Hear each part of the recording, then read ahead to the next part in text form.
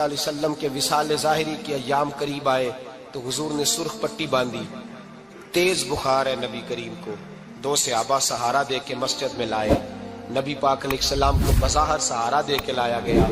کریم رسول نے لوگوں کو جمع کیا، حضور آج کیا ہونے والا ہے، آج کیا کہا جائے گا، آج کس لیے میٹنگ بلائی ہے؟ نبی کریم کے کل صحابہ جب مسجد میں جمع ہوئے تو کھچا کھچ مسجد بھری ہے۔ وصال ظاہری سے چند یوم پہلے کی بات، نبی پاک نے فرمایا آج تمہیں کوئی جہاد کی ترغیب نہیں دینی، آج کوئی نیا پیغام نہیں دینا، آج تمہیں بتانا ہے کہ رب نے اپنے بندے کو اختیار دیا ہے، چاہے تو دنیا میں رہے، چاہے تو اس کی بارگاہ میں حاضر ہو جائے۔ اس عبد نے بارگاہ ربوبیت کی طرف لوٹنے کا ارادہ کر لیا ہے۔ حضرت صدیق اکبر رونے لگے تو صحابہ نے کہا تمہیں کیا ہوا؟ کہنے لگے سمجھ نہیں رہے، کسی کی بات نہیں کر رہے، نبی پاک تو اپنی بات فرما رہے ہیں، اس نے جانے کا ارادہ کر لیا۔ سنیے میرے بھائی، محبوب پاک نے فرمایا بھائی کسی شخص کو میری طرف سے کوئی تکلیف پہنچی ہو تو بدلہ لے سکتا ہے، بدلہ لے سکتا ہے، کسی کو تکلیف پہنچی ہو۔ صحابہ پھوٹ کے رونے لگے، محبوبہ کرم ہی کرم ہوا ہے، رحمت ہی رحمت آئی، آپ کے بارے میں گمان کرنے والا بھی دائرہ ایمان سے نکل جائے گا۔ حضور آپ کیا فرما رہے ہیں؟ فرمایا نہیں بھائی اٹھو۔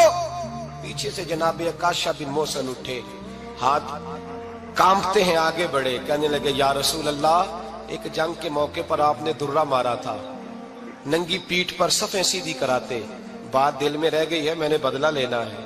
نبی کریم نے فرمایا بلال دوڑ کے جاؤ، فاطمہ کے گھر درہ پڑا ہے، درہ لاؤ۔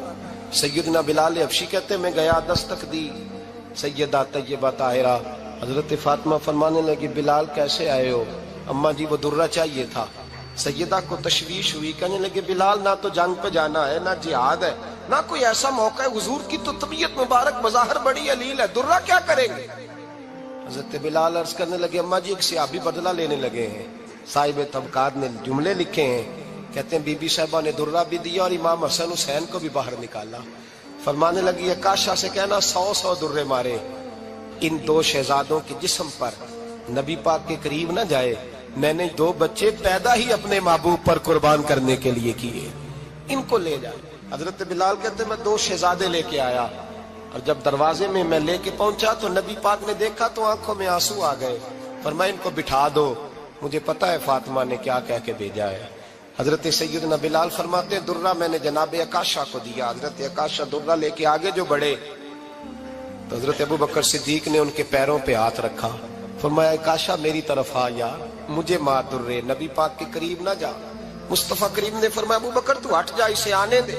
فرماتے میں چند قدم آگے گیا تو مولا علی شیر خدا نے میرے پیر پہ ہاتھ رکھا، کہنے لگے عکاشہ سوچ تو صحیح تو کیا کر رہا ہے؟ حضور نے فرمایا علی ہٹ جاؤ، میرا اور ان کا معاملہ ہے۔ جناب عکاشہ آگے بڑھ رہے، نبی کریم نے فرمایا میں اپنی امت کو درس دینا چاہتا ہوں، خبردار خبردار زندگی میں تمہارے ہاتھ سے زبان سے کسی کو تکلیف نہ پہنچنے پائے، خبردار یاد رکھنا وہ معاشرے بگڑ جاتے ہیں، وہ معاشرے تباہ کر دیے جاتے ہیں جہاں ظلم ہوتا ہے، جہاں زیادتی ہوتی ہے، جہاں لوگوں کو ستایا جاتا ہے۔ محبوب کریم کے قریب آئے حضرت عکاشہ کا، حضور میری پیٹھ ننگی تھی، آپ بھی ذرا کپڑا ہٹائیے۔ نبی کریم نے پیٹھ سے کپڑا ہٹایا، جناب عکاشہ نے درہ جو اٹھایا تو صحابہ کی چیخیں نکلی، حضرت عکاشہ نے درہ دور پھینکا، حضور کے بطن اطہر سے لپٹ گئے، چومنے لگے، کہنے لگے حضور وہ تو صفیں سیدھی کراتے لگ گیا تھا، آپ نے کہاں مارا تھا؟ یا رسول اللہ میں تو بہانہ بنا رہا تھا کہ جاتی دفعہ مجھے وجود چومنے کا موقع نصیب ہو جائے، مجھے یہ موقع نصیب ہو جائے۔ میرے حبیب نے فرمایا جس نے جنتی دیکھنا ہو میرے عکاشہ کی زیارت کر لے۔ بھائی ظلم کا دروازہ کھلا ہوا ہے اور لوگ بھول جاتے ہیں زیادتی کرتے ہوئے، وہ بہو سے ہی کیوں نہ کریں، وہ اپنے گھر کے بھول جاتے ہیں کہ شاید پوچھنے والا کوئی نہیں، شاید میزان نہیں لگے گا۔ ایران کے بادشاہ نے اپنے بیٹے کو پڑھانے کے لیے ایک استاد صاحب کا بندوبست کیا۔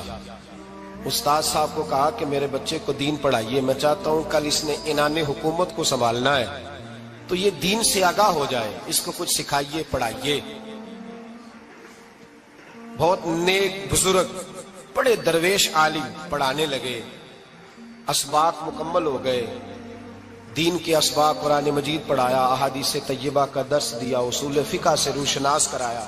جب بچے نے مکمل تعلیم حاصل کر لی اور آمین ہو گئی، دستار ہو گئی، فارغ ہو گئے، تو پھر ایک دن استاد صاحب نے کہا بیٹے کل تم نے ضرور آنا ہے، کچھ بات کرنی ہے۔ شہزادہ گیا ملنے استاد صاحب سے، استاد صاحب نے کنڈی لگا لی، ہاتھ میں درہ پکڑ لیا، مار مار کے پورے وجود کو زخمی کر دیا، کوئی غلطی نہیں، کوئی بات نہیں، مارا۔ اب بچہ آیا آ کے بادشاہ سلامت سے کہا کہ ابا جی سمجھ نہیں آئی، بڑا مارا ہے استاد۔ تو سیانے تھے نا بادشاہ، یہاں تو قاری صاحب روز کٹہرے میں کھڑے ہوتے ہیں، مولوی صاحب آپ نے میرے بچے کو کیوں مارا ہے؟ آپ 8,000 کے مولوی ہیں، میرا کئی کروڑ کا بچہ ہے، سویرے بدل لیں گے، خبردار آپ نے بچے کو ہاتھ لگایا، اپنی حیثیت میں رہے معاذ اللہ۔ جو قومیں استادوں کو کٹہروں میں کھڑا کرتی ہیں وہ ترقی نہیں کر پاتی، جو استادوں کو کٹہروں میں روز کھڑا کرتے ہیں۔ کہا ابا جی بڑا مارا ہے، تو والد بڑے سمجھدار تھے، کہنے لگے بیٹا استاد باپ ہوتا ہے، وہ زیادتی نہیں کرتا، کوئی بات ہوگی میں تیرے استاد کو کٹہرے میں نہیں بلاؤں گا۔ اماں سے بات کی، اماں کہنے لگی بیٹا میں تیرے باپ سے کیسے بات کروں، ڈرا تھا۔ وقت گزر گیا، 22 سال بیت گئے، 22 سال گزر گئے، بادشاہ کا انتقال ہوا، شہزادہ تخت پہ بیٹھا، پہلا حکم یہ دیا کہ میرے استاد کو بلاؤ، پہلا حکم۔ استاد جی بوڑھے ہو گئے تھے، چھڑی کے اوپر ٹیک لگا کے آئے اور بھویں سفید ہو کے جھک گئی تھیں، یوں آنکھ کھول کے بڑی مشکل سے دیکھا، کہنے لگے شہزادے حکم ہو۔ کم میں شہزادہ نہیں، اب میں بادشاہ بن گیا ہوں۔ استاد جی 22 سال بیت گئے، آپ نے مارا تھا، پر وہ درد چونکہ زیادتی کی تھی، میرا قصور کوئی نہیں تھا، تو نہ میری روح سے درد گیا ہے نہ میرے جسم سے گیا ہے، میں بے اختیار تھا، پوچھ نہیں سکتا تھا، آج با اختیار ہوا ہوں۔ سب سے پہلے پہلا حکم آپ کو دیا، بلایا ہے، بتائے کیوں مارا تھا، کیوں مجھے مارا تھا، میری زیادتی بتائے۔ تو استاد، بوڑھے استاد کی آنکھیں آنسوؤں سے بھر گئیں، کہنے لگے بیٹے بس آج کے دن کے لیے مارا تھا، یہ جو دن آ گیا نا میری زندگی میں اس لیے مارا تھا، یہ میں چاہتا تھا میری زندگی میں وقت ہے، آج کے بس میری مراد پوری ہو گئی۔ کہا صاحب کس لیے، مجھے بھی سمجھائے۔ آپ فرمانے لگے کتنی دیر ہو گئی تجھے مار کھائے ہوئے، کتنا زمانہ بیت گیا؟ کہنے لگا 22 سال۔ فرمایا زخم بھولے تو نہیں، درد ختم تو نہیں ہوئی، تمہیں بات ایک منٹ کے لیے بھی تمہارے حافظے سے محو تو نہیں ہوئی؟ کہ استاد جی روز رات کو یاد آتی، روز خیال آتا تھا۔ استاد کہنے لگے بھائی تو بے اختیار تھا، پوچھ نہیں سکا، 22 سال تجھے یاد رہا، مجھے پتا تھا تو ایک دن حکمران بنے گا، میں نے تجھے اس لیے مارا تھا کہ بیٹے یاد رکھنا، کسی پہ ظلم نہ کرنا، اگر تجھے 22 سال تک یاد رہا ہے تو جس پر تو ظلم کرے گا اسے بھی قیامت تک یاد رہے گا، اور یہ یاد رکھنا تو آج با اختیار ہوا تو تو نے مجھے بلا لیا ہے، قیامت کے دن غریب با اختیار ہو جائیں گے، مظلوم با اختیار ہو جائیں گے، وہ با اختیار ہوں گے للہ الواحد القہار، رب کریم کی بارگاہ کے اندر ان کا اختیار ہوگا، اکیلے اللہ کی حکمرانی ہوگی، پھر وہ بلائیں گے بڑے بڑے کج کلا، دنیا میں جن کی پگڑیاں اونچی تھی وہ سر جھکائے کھڑے ہوں گے، دنیا میں جو ڈکٹیٹر بنتے تھے ان کی پشتیں لال ہوں گی، ان کو غدار لکھا جائے گا، قیامت تک نہیں بھولے گا۔ ظلم کرنا تو سوچ سمجھ کے کرنا، اتنا کرنا جتنا تم سہ سکتے ہو، اتنی زیادتی کرنا جتنی قیامت میں تم برداشت کر سکتے ہو۔ میرے نبی کریم صلی اللہ علیہ وسلم نے فرمایا ظلم سے بچو، یہ قیامت کے اندھیروں میں سے ایک اندھیرا ہوگا، زندگی میں زیادتی نہ کریں، اگر تھوڑی دیر کے لیے کوئی چیز برداشت کر جائیں گے تو وہ فائدہ دے جائے گی، کچھ دیر کے لیے اگر سہ جائیں گے تو نفع مل جائے گا، سہنے کی کوشش کریں لیکن زیادتی نہ کریں، نظر کو، سوچ کو، ذہن کو پاک رکھیں، اور میرے بھائی زندگی پوری ظلم سے بچیں، زیادتی سے بچیں۔ امیر المومنین حضرت جناب سیدنا عمر فاروق رضی اللہ تعالیٰ عنہ رات گھر میں تھے تو رونے لگے، بڑی دیر تک روتے رہے، والدہ اٹھی تو صاحبزادے سے کہنے لگی پتہ کرو تمہارے باپ کو کیا مسئلہ ہے۔ شہزادے آئے، کہنے لگے امیر المومنین والد گرامی کیا ہوا؟ تو حضرت عمر فاروق کہنے لگے بیٹا اپنی اماں کو بلاؤ۔ والدہ آ گئی، کیا بات ہے، کچھ طبیعت خراب ہے تو حکیم کا بندوبست کیا جائے۔ تو حضرت عمر کہنے لگے کچھ بھی نہیں، آج مسجد سے نکلا ہوں تو نبی پاک کے صحابہ میری تعریفیں کر رہے تھے۔ یہ حضرت فاروق اعظم کے وصال کے قریب کے دن ہے، تعریفیں تو حضرت یہ رونے کی بات ہے کہ خوش ہونے کی؟ آپ فرمانے لگے نہیں، سوچتا ہوں बाहर तो मैं अच्छा रहा हूं, पता नहीं घर में ही कोई ज्यादती ना हो गई हो, पता नहीं तुम्हारे साथ भी मेरे मामला ठीक थे कि नहीं। सहाबा तो तारीफ करते हैं, रो रहा हूं तुम्हारी वजह से ना उलझ जाऊं, बीवी ही ना कहे मेरा हक ही अदा नहीं किया। ये लफ्ज कहते कहते पहाड़ है ये शख्स, कैसरो किसरा कांपते हैं। हजरत उमर रो पड़े, बीबी से कहने लगे मुझे अल्लाह की रजा के लिए माफ नहीं कर देती, मेरे ऊपर बोझ था उम्मत का, मैं सारी रात मदीने की गलियों में फिरता था, दिन सारा मस्जिद में गुजरता था, मैं तुझे वक्त नहीं दे पाया, माफ नहीं कर देती। तो ज़ौजा कहने लगी नहीं उमर, मैंने भी जिंदगी में अपना कोई सुख चैन नहीं देखा, कोई चाव पूरा नहीं किया, मैं कैसे माफ कर दूं, मैं नहीं माफ करती। हजरत उमर जमीन पे बैठ गए, रोने लगे, कहने लगे चल माफ कर दे। कहने लगी एक वादा करो, कयामत के दिन रब करीम की बारगाह में मेरी सिफारिश करोगे, अल्लाह की बारगाह में अर्ज करोगे कि अल्लाह अच्छी थी, मुझे कपड़े धो के देती थी, रोटी पका के देती थी, मेरी इज्जत की मुहाफिज थी। जनाब उमर कहने लगे तेरे साथ वादा है, रब अपने फजल से उमर को जन्नत देगा तो उमर तुझे जन्नत में साथ लेकर के जाएगा, तेरे साथ वादा है। अरे भाई, जिनके दिलों में एहसास था कि हमसे कोई ज्यादती ना हो जाए किसी जगह, वो तो यहाँ तक मामला करते थे, यहाँ तक उनका ख्याल रहता था। अजीजों, एक तो नजर में हया पैदा करें, वालिदैन की बहुत बड़ी जिम्मेदारी है। लाखों बच्चे मर्जी की शादियां कर रहे हैं, हजारों घर उजड़ रहे हैं, ये वो वाला जहर है जो हर घर में तेजी से फैलता चला जा रहा है। पहले हम कहते थे कि बच्चा बाहर ना निकले, अब कहते हैं अल्लाह कहीं मोबाइल लेके तन्हा ना बैठ जाए, कहीं तन्हा ना बैठ जाए, क्या बनेगा इसका अगर ये गंदगी और ये ऐसा नशा है जो उजाड़ के रख दे। बुखारी शरीफ में हदीस है, काज़ी अय्याज मालिकी रहमतुल्लाह अलैह ने बड़ी तफसील से लिखी है, रावी हजरत अनस बिन मालिक हैं। एक बंदा बड़ी दूर से आया नबी पाक सल्लल्लाहु अलैहि वसल्लम की ज़ियारत के लिए, बड़ी दूर से। अरब के जो सरदार होते थे उनके बड़े नाज नखरे होते थे, वो खैर आज भी हैं, प्रोटोकॉल का माहौल आज भी, यानी वजीर साहब के आगे दो चार गाड़ियां ना हो तो उनको मज़ा ही नहीं आता, पुलिस वाले आगे पीछे भागें तो, हालांकि उनको नहीं पता कि जो पुलिस वाले आगे पीछे भाग रहे हैं ना, ये हुकूमत बदली तो गिरफ्तार करने भी इन्होंने ही आना है, लेकिन वो बड़ा मजा आता है जब लोग गाड़ी के पीछे भागते हैं। क्या बात है जनाब, बड़ी बात। और हमारी तबीयतों में पता नहीं कौन सी, तो नबी पाक सल्लल्लाहु अलैहि वसल्लम की खिदमत में वो शख्स बड़ी दूर से आया। तो अरब के बादशाहों का मिजाज था, प्रोटोकॉल बड़ा चाहते थे, उनका तो ये तरीका था कि हुक्मरानी करनी है जैसे भी हो। अगर किसी गुलाम ने धूप में बंधा रह गया, ऊंट और छांव में नहीं बांधा तो दुर्रे मारते थे, और अगर उसने खोल के बांध दिया तो फिर भी मारते थे, कहते थे इतना सियाना हो गया तो उन्हें पूछा ही नहीं, खुद ब खुद ही बांध दिया। वो शख्स हुजूर की बारगाह में आया और बहुत सारे लोगों के पास क्योंकि वो जाता था अपने सरबराह का पैगाम लेके, तो वो कांप रहा है जब हुजूर की बारगाह में गया, डर रहा है। अब जरा बात को समझना, नबी पाक सल्लल्लाहु अलैहि वसल्लम ने उससे फरमाया क्यों डरते हो, सादा आदमी है, देहाती है, बद्दू है। अल्लाह के रसूल ने थप की दी, क्यों डरते हो? तो कहते हुजूर मुझे आदाब नहीं आते और मुझे डर आता है, कोई बात अगर ऐसी हो गई, आप मदीने की हुकूमत के सरबराह हैं, तो कहीं आप नाराज ना हो जाएं। हजरत अनस बिन मालिक फरमाते हैं बात कहाँ की थी, पहुंच कहाँ गई। जब उसने ये कहा ना कि आप तो हुकूमत के सरबराह हैं, कहीं कोई गलती ना मुझसे हो जाए, तो नबी पाक की आंखों में आंसू आ गए, हुजूर रोने लगे और नबी पाक सल्लल्लाहु अलैहि वसल्लम फरमाने लगे ना भाई, तो किसी हुकूमत के सरबराह के पास नहीं आया ना, तू तो उस बेटे के पास आया है जिसकी माँ गोश्त के खुश्क टुकड़े खा के भी गुजारा कर लेती। मैं तो एक गरीब माँ का बेटा हूं।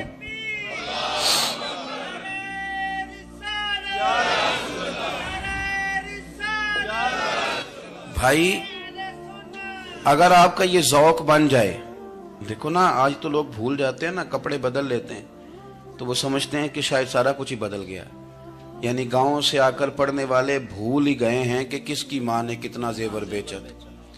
लोग भूल जाते हैं चीज़ों को। अपने माजी को याद रखें, आप लोगों के साथ प्यार करें, आप लोगों को मौका दें, आप थोड़ी सी और कोशिश करें उस शख्स तक जाने की जो आपको मायूस नजर आ रहा है, परेशान नजर आ रहा है। ये हमें मिलाद वाले महबूब सल्लल्लाहु अलैहि वसल्लम ने दरस दिया। एक और पहलू, हुजूर सैयद आलम सल्लल्लाहु अलैहि वसल्लम ने, हमारे यहाँ ना अभी भी बरादरी की तकसीम है, अभी भी اور کچھ میں نے ایسے کمزور لوگ بھی دیکھے. یہ اس طرح کی حرکتیں ہارے ہوئے لوگ کرتے ہیں. ہارے ہوئے لوگ جو اپنے آپ کو سمجھتے ہیں کہ میں کوئی بڑا آدمی ہوں. بڑا آدمی تو اپنے اخلاق سے ہوتا ہے, اپنے کردار سے ہوتا ہے, اپنی سخاوت سے ہوتا ہے, لوگوں سے پیار کرنے سے ہوتا ہے. باقی یہ کہ بیٹھ کے کہانی سنانا کہ میں بڑا کچھ کرتا ہوں, تو جو کچھ کرتا ہوتا ہے اسے سنانے کی کوئی ضرورت. ایک اور بہت سارے لوگ آپ تعزیت کرنے جائیں نا والد کے انتقال کے بعد, تو ان بیچاروں کو بتانا پڑتا ہے کہ ابا جی میرے بغیر دوائی نہیں کھاتے تھے. تو میں کہتا ہوں اگر تیرے بغیر نہیں کھاتے تھے پھر بتانے کی ضرورت نہیں, پھر تو سارے گاؤں کو پتا ہوگا کہ تیرے بغیر نہیں کھاتے تھے. اور اگر کوئی دال میں کالا ہے تو پھر تیری وضاحت کوئی بندہ قبول نہیں کرے گا. تو آپ کو بتانا کیوں پڑ رہا ہے, اور آپ بار بار اس بات کا ذکر کیوں کر رہے ہیں کہ ہم بہت بڑے قبیلے کے ہیں؟ صاحب اگر آپ بڑے قبیلے کے ہیں تو پتا ہوگا سارے علاقے کو آپ کتنا لوگوں کا خیال کرتے ہیں, آپ کس قدر محبت کرتے ہیں, آپ کا انداز کریمانہ کس طرح کا. پھر آپ کو بتانے کی کوئی ضرورت نہیں ہوتی, پھر خود بخود خبر ہوتی ہے. حضرت سیدنا ابو ذر غفاری رضی اللہ تعالیٰ عنہ, قبیلہ بنو غفار ایک بڑی شاخ تھی قبیلوں میں سے. جو لوگ اس زمانے میں مالدار قبیلوں سے تعلق رکھتے تھے ان میں سے ایک بڑا نام تھا. ساری زندگی چودراہٹ کی, لیکن میلاد ایک انقلاب کا نام ہے. میں میلاد منانے والے دوستوں سے گزارش کرتا ہوں کہ آپ ہر سال میلاد منائیں, اور ہر سال میلاد کے بعد آپ تھوڑے بدل بھی جائیں, یعنی تھوڑے سے بدل جائیں. کچھ لوگ کہیں یار یہ داڑھی میں نے نا 12 ربیع الاول والے دن رکھی تھی, یہ میری میلاد والی داڑھی ہے. اور داڑھی رکھیں بھی نبی پاک کی مرضی کی. کس کی مرضی کی؟ نہ ناراض ہو جائے جی میں ٹور چلا بس. کس مرضی کی جی؟ اپنی مرضی کے نہیں. داڑھی کا وزن کو نہیں ہوتا کہ پوری مٹھی رکھیں گے تو آپ کو کوئی دقت ہوگی, کوئی وزن نہیں. پوری رکھیں, جو حضور کا طریقہ مبارکہ ہے جو ہمیں ملتا ہے اس پر آپ توجہ فرمائیں. تو میں جو بات عرض کرنے جا رہا ہوں وہ میلاد انقلاب ہے. حضور سید عالم صلی اللہ علیہ وسلم کی بارگاہ میں آنے سے پہلے لوگ کچھ اور ہوتے تھے, اور یہاں سے ہو کے جاتے تھے تو پھر ان میں تبدیلی آتی تھی. میں سارا دن کرامتیں سناؤں نا کسی کو اپنے پیر صاحب کی اور اپنے گھر میں بھی کہ میرے حضرت بڑے, میرے استاد بڑے, لیکن بیوی کے ساتھ اگر میں ترش لہجے میں بات کروں گا تو وہ کہے گی ایسے سکھاندے نے تینوں پیر صاحب. دوست کہیں گے یہ سکھاتے ہیں آپ. تو آپ کی کہانیاں نہیں چلتی, آپ کا کردار چلتا ہے. حضرت ابو ذر غفاری رضی اللہ تعالیٰ عنہ فرماتے ہیں چونکہ میں چودھری تھا, سیدنا بلال حبشی رضی اللہ تعالیٰ عنہ کے پاس میں بیٹھا تھا. کسی بات میں بات آگے بڑھی اور بڑھتے بڑھتے بات شکنجی تک چلی گئی. رائے کے اختلاف نے باتوں میں تلخی پیدا کر دی, اور جب تھوڑے لفظ اور تیز ہوئے تو میں نے انہیں کہہ دیا چپ کر, تو ابشن کا بیٹا ہے. کس کے بیٹے تھے حضرت بلال؟ کہتے ہیں جب انہوں نے مجھے کہا تو میرا دل بڑا ٹوٹا, لیکن میں نے ارادہ کیا کہ میں نے حضور کی بارگاہ میں نہیں عرض کرنی. اب ہر بات کی ہم حضور کی بارگاہ میں شکایت کریں. لیکن میں جا کے مسجد میں بیٹھا, اور جب سرکار آئے نا, ارادہ نہیں تھا کہ عرض کروں گا, لیکن حضور کا چہرہ دیکھا تو دکھ میرا خود ہی تازہ ہو گیا. رونے کا بھی تو تب ہی مزہ آتا ہے نا کوئی اپنا ملے تو. فرماتے ہیں کہ میرے آنسو نا بغیر اختیار کے چھلک پڑے, اور میں کھل کے روئے, کھل کے. قربان جاؤں محبوب کے بھی حضور نے پاس نہیں بلایا, بلکہ نبی پاک اٹھ کے خود میرے پاس آئے اور مجھے کندھوں سے پکڑ کے سینے سے لگایا. اور جب میں کھل کے رو لیا تو حضور میرے آنسو پوچھنے لگے. کچھ شعر ایسے ہوتے ہیں جو کسی نے کہے ہوتے ہیں, اور کہنے والا جو ہوتا ہے وہ صاحب حال ہوتا ہے, تو اس میں کچھ خوبصورتی زیادہ ہی ہو جاتی ہے. ایک پنجابی کے شاعر ہمارے گجرات میں گزرے, بزرگ تھے, ان کا ایک شعر ہے, وہ کہتے ہیں ایک واری میری آنکھیاں چوں اونا نے اتھرو پونجے سن. ایک واری میری آنکھیاں چوں اونا نے اتھرو پونجے سن, ہن تے چسکا پہ گیا رونے دا. ایک واری میری آنکھیاں چوں اونا نے اتھرو پونجے سن, ہن تے چسکا پہ گیا رونے دا, تے ہر ویلے آہو زاری دا. تو میں روز رونے لگا ہوں, مزہ ہی بڑا آیا ہے جب سے محبوب نے چپ کرانا شروع کیا میرے عزیز. اور پھر حضرت بلال حبشی رضی اللہ تعالیٰ عنہ چونکہ حضور کے غلام تھے, اور انہیں پتا تھا کہ سرکار میری ناز برداری کرتے ہیں, حضور نے چپ کرایا. فرمایا کیوں روتے ہو؟ تو عرض کرنے لگے یا رسول اللہ صلی اللہ علیہ وسلم, اگر میں ابشن کا بیٹا ہوں تو میری تو غلطی کوئی نہیں نا, یہ تو تقسیم اللہ کی ہے نا. الذی خلقک فسواک فعدلک فی ای صورت ما شاء رکبک. جس طرح وہ چاہتا ہے، جس کو چاہتا ہے اس طرح کی اس کی صورت بنا دیتا ہے۔ تو مجھے ابشن کا بیٹا کہا جاتا ہے، میری غلطی کیا ہے؟ حضرت بلال نے بھی نہیں بتایا کس نے کہا ہے، لیکن نبی پاک صلی اللہ علیہ وسلم نے کیا فرمایا؟ امام یوسف صالحی نے لکھا ہے، ذرا غور کرنا بات پر، تسلیاں لوگ اور رنگ میں بھی دیتے ہیں، پر یہ تسلی بڑی انوکھی ہے۔ حضور فرمانے لگے، بلال اگر تو ابشن کا بیٹا ہے تو پریشان کیوں ہوتا ہے؟ کالے رنگ والی ماں کا بیٹا ہے تو پریشان کیوں ہوتا ہے اگر تیری والدہ کا رنگ کالا ہے تو؟ عرض کی، حضور آپ کیا فرمانا چاہتے ہیں؟ تو سرکار فرمانے لگے، میں دو ماؤں کا بیٹا ہوں، ایک جناب آمنہ جنہوں نے مجھے پیدا کیا، اور ایک حضرت ام ایمن جنہوں نے میری پرورش کی، مجھے بڑا کیا۔ حضور فرمانے لگے، میری ماں آمنہ کا رنگ گورا تھا اور میری ماں ام ایمن کا رنگ کالا ہے۔ تو فرمایا، اگر تجھے کسی نے کالے رنگ والی ماں کا بیٹا کہا تو اسے کہہ دینا مدینے والے محبوب کے بھی تو ایک والدہ کا رنگ کالا ہے، تو کہہ دینا۔ حضرت بلال کہتے ہیں کہ وہ اس طرح کی تسلی تھی، طفل تسلیاں نہیں جس طرح کی ہمیں دی جاتی، وہ اس طرح کی خوبصورت تسلی تھی کہ اس کے بعد میرا دل ایسا ٹھنڈا ہوا، پھر کسی کا تانا نہیں رہا۔